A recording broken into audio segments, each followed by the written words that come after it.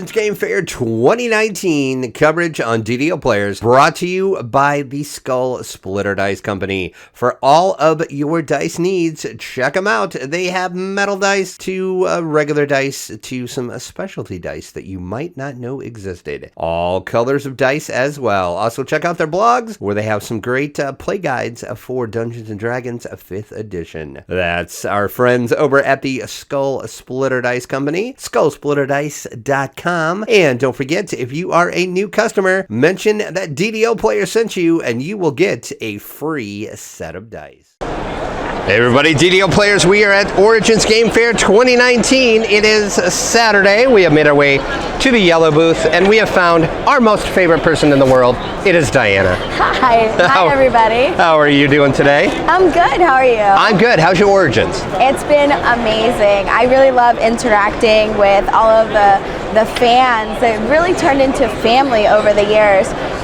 It's just been an amazing crowd. Really busy, but we love it here. It's been like nothing short of amazing. I keep saying amazing, but that's the only word I can think of to describe Origins it. is amazing. Origins is a different convention compared to other conventions. It is. It's got a very unique element. We go to a lot of them, go to Gen Con. We go to a lot of different types of conventions, and Origins is always super nice. So I'm here today to introduce Loki, which is a new brand that we have launched. It's owned by Iello, and it's meant to be creative, imaginative, and fun. So Loki is meant to be an introduction for kids into the gaming world. So it teaches them concepts of like tile placement, card drafting, territory control, and even memory. So it helps guide them as they grow older and bring them into the bigger games, the bigger concepts. So we have a lot of games here that I'm really excited to tell you about, and we'll get right into it. Here we have SOS Dino, and it's a little bit of press your luck in terms of that you have a little bag here that contains the tiles. So basically the concept behind this game is that it's cooperative, and kids, because it is under the Loki line, kids 7 years old and plus, but we do have some 4 or 5 year olds that come in and play it as well, will play as the dinosaurs, and they'll move throughout the board in different actions as controlled by the tiles, and they're trying to avoid the lava that is going to be erupting from these volcanoes here. They're trying to get to safety. These of course don't match, but they're trying to get to safety and also gather these little dinosaur eggs along the way that are strategically placed. Now, the problem is that as they're making their way through, they might actually run into some instances where a meteor would strike. And in those cases, it's a little bit of a bye-bye scenario for those dinosaurs, but it's cool because they still get to play the other ones. So once they make their way and they gather as many of the dinosaurs as possible, dinosaur eggs, then they'll make their way to safety at the top of the mountain. So it's really fun. It teaches them, again, more like tile placement, also a little bit more of a strategic. It teaches them the direction, educates them on how to place tiles and the directions that they need to go in, and it makes it overall fun for the family. Can we just talk about how cool those dinosaurs look for a second, though? So we introduced a lot of the miniatures, and I'll put them over here so you can see them a little bit better. So the miniature concept is also introduced into SOS Dino, and we're really happy about that and super proud. We put a lot of work into the detail, and we think that each one of them, if you look at them, brings their own personality. So, and is this available now? It is available now, yes. And what are the age ranges and the playtime? The ages are, it's 7 years plus, and it's about 25 minutes. You can play 1 to 4 players. And that is SOS Dino. Correct. Part of our Loki brand as well, we have Farmini. It's about one of our mini games in terms of the Loki brand themselves. And it plays about 1 to 4 players, about 15 minutes. And what it teaches the kids here is tile placement, and also a little bit of territory control, resource management, I would say.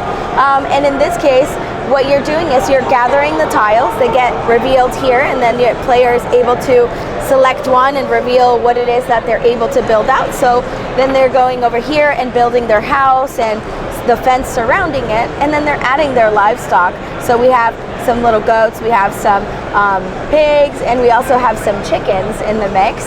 And so what happens is that if one of these tiles gets revealed, unfortunately they do have to get rid of one of the resources that are not enclosed in the fence. So in this case, they could have done something a little bit differently, moved the tiles into here and tried to close up as much of the fence as possible. Maybe not in this case, but adding a few more tiles into the mix. So again, it teaches them a lot of great concepts. It's a quick game. The age range for this is 5 years plus, and we see a lot of kids have amazing fun and their families, and it's nice to see them learn these concepts. Well, yeah, I was gonna say I kind of like how you guys are teaching, like the a little bit of the area control. You have your tile placement, a little bit of a strategy too. So they're kind of learning, a lot of the tile placements and area control games. You need strategy, so you're kind of teaching the kids a little bit about that, but in an easy, fun way. It looks like. Yes, it's super fun. I love playing it as well with my nephews, and they have a great time with it. And once again, is this available now too? It is available now. Yes. One. So next up for our Loki brand, we also have Monsieur Carousel, and I always say that incorrectly, but it's awesome. It's one of my favorite games from the Loki brand, and it's actually been winning some awards in France, in Europe. And what we're teaching the kids here is a little bit of how to line up different elements here. Of course, I did that incorrectly, so maybe I need to learn a little bit more. And it's memory based as well, so I'll teach those elements shortly. And we have a die, so you can go in and that tells them where to do a lot of placements and so forth. So what the basic concept for Monsieur Carousel is that you are the children and you're wanting to stay as long as possible on the carousel. Who doesn't, right? And so you have these elements that come within the box already. You kind of build it out very quickly, very easy instructions. And what Monsieur Carousel is pointing to is what the child will have to try to remember. So they'll point it here. Then a child would be assigned. They'll roll the dice at a later concept, and then they'll try to remember what was in the orange. And if they get it correctly, then they're able to continue the fun and place a little bit more of sunshine on the board. If they get it incorrectly, then rain starts to descend upon the area. Okay. So if all the rain is on here, then they will in fact have to stop the ride and not be able to continue joining on the fun. And then if they keep going and they do get it correctly, then they can keep going and continue the fun with their friends. And then they have to line these up and make sure that everything is working properly. So you see there's a little bit of placement element to it. And the cool thing about Monsieur Carousel is also that we have actually different boards that you can come in and put in here, and it's easily placed. You would just open this up and they'd be able to change the difficulty level. So as the child progresses in terms of the level of memory, they can progress in difficulty as well. And you said that is the carousel you build up to set the game up, and it's a pretty easy tear down setup? Yeah, basically you have this area here that gets placed there. You have the control, basically the tower that gets in here, and kids often set this up as well. So they would go in and place it down here, and then they would add in the tower, and then it's ready to play. Excellent. And this too was available now? Actually, this one comes out in October. Yeah. This comes out after near Essen. All right, and all these were under the Loki brand, which is under the Iello umbrella. It's owned by Iello. So Little Town is a family strategy game where you are a farmer trying to harvest and collect resources by placing worker placement, tile placement, as well as resource management. And you're basically trying to collect the most resources and the most coins to be the best farmer in the land. This comes out in July, and it's 2 to 4 players, about a 45-minute game. What's the age range on it? It's 10 and above. Here is Ishtar, Gardens of Babylon. The story goes that there's a queen who tasked her gardener to build these magnificent gardens in the desert. This, of course, is a difficult feat. So he cried out in despair, and the goddess Ishtar,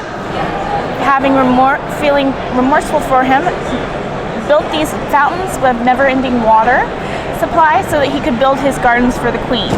You and the other players are tasked at becoming the next gardener and using tile placement and collecting the jewels to buy certain actions and trees to plant in your garden so that you can take control of the fountains and become the newest gardener for the queen. And what's the age range on this and the playtime? I am not sure about those. It is still a prototype. It is pre-release for Gen Con and then comes out in October for Essen. Excellent. So this is Ninja Academy. It's 3 to 5 players. It's a dexterity party game, and you basically are all ninjas in the academy trying to fight to see who is the best ninja of them all. And you'll do this through collective trials and duels.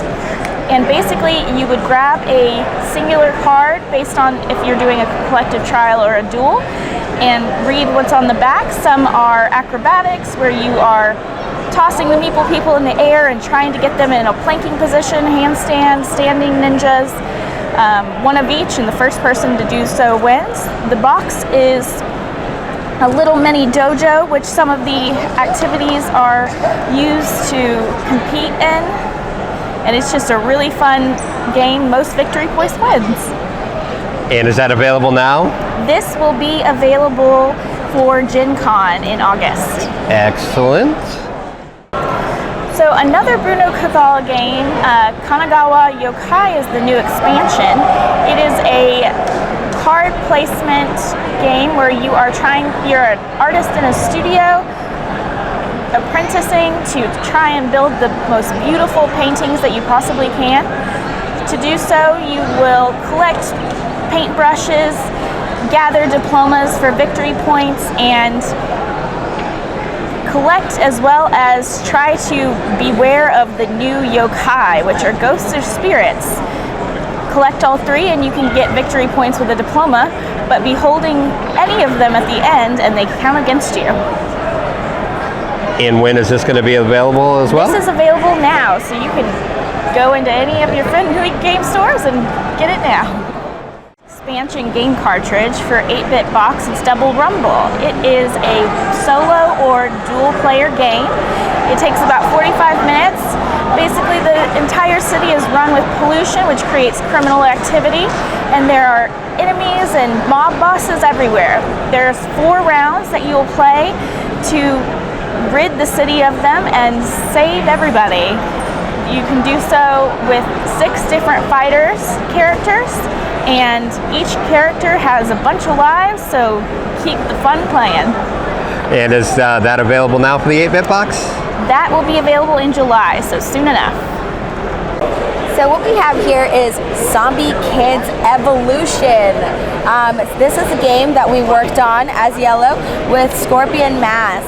And what comes in the game is a cool zombie hunter's guide with a nice awesome caution. You'll see a number of envelopes in the box. Don't open them until you're allowed to. So with that said, it's actually like a legacy style game, and it teaches a lot of the people who are not sure on what a legacy style game, what those concepts are. So the cool thing about Zombie Kids is that you get to play, as you guessed it, kids. So you pick your favorite character from the lineup here, you place them in the middle of the room, and what you're doing is you're trying to fight off all the zombies who are invading your school. And that, it can be extremely difficult. And we have here, like, the janitor is now zombified, so that's going to be fun. The people you know and love, your teacher has also been zombified here. So you're trying to fight them off and protect your territory there. So what we mean by legacy style is that you'll also get, as you play the game, different achievements will be unlocked, and right back here, you're able to say, okay, we've completed this missions, and then when you complete the bigger missions, you get trophies. And we have 13 envelopes, and the cool thing about it is it evolves. And so you're playing the characters, you're fighting off the zombies, and as you reveal and complete the missions, you get superpowers along the way. Okay. So some of the superpowers, I don't want to spoil too much, but some of the superpowers would be like, oh, you get different actions, or you actually get a different character that comes in as well to the mix, or a character that is your duplicate, your clone, which makes the game even more exciting. And now you have two of the same person, the same actions, that are able to eliminate zombies. Now the trick is that as you evolve and as your powers grow, so do the zombies' powers, and so you get super zombies, and the level of difficulty in the game goes up significantly, and you get different missions to unlock. You have mission group like hero powers. You have all kinds of notes to take along the way, and a lot of missions to complete. The playtime for this is about 35 minutes or so. You can play it faster depending on the skill level of those who are playing along with you, but it's collaborative, so you and your friends will join one another in trying to fight off the zombies.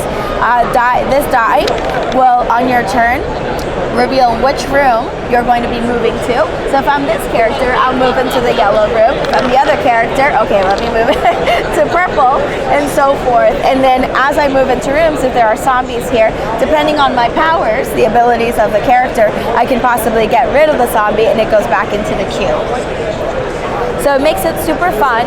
It plays ages 7+ and about 2 to 4 players, and it always changes. It's a very dynamic game, and we're going to be adding even more fun to this.